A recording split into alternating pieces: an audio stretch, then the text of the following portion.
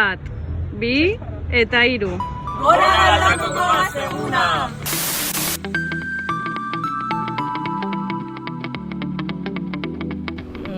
Postasuna.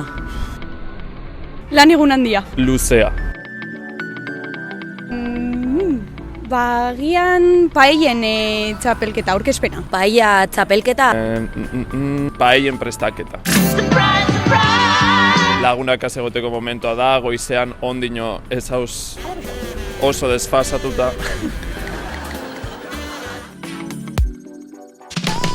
Momentuz ez dakigu zelan egingo dugun, nork egingo duen.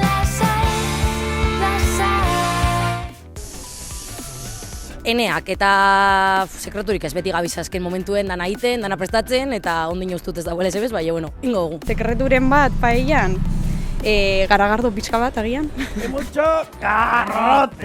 Urte honetan gure kuadrillan paella egiten duena ez da egongo, así que seguramente egin beharko dugu arroz a la cubana.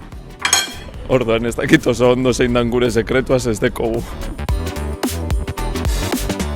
Beti biligarria. Ez. Boa. Agian justu aurreko egunean farra pixkat botatzen dugula. Nik uste dut ez dauela.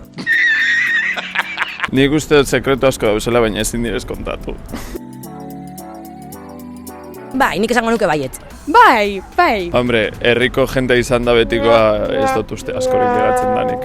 Baina batzuk bai. Barran egonda. Turnoak iten eta barran egonda. Hainbat formetan, baina beti ere errespetu osoz. Gora Galdakoko Gazteguna!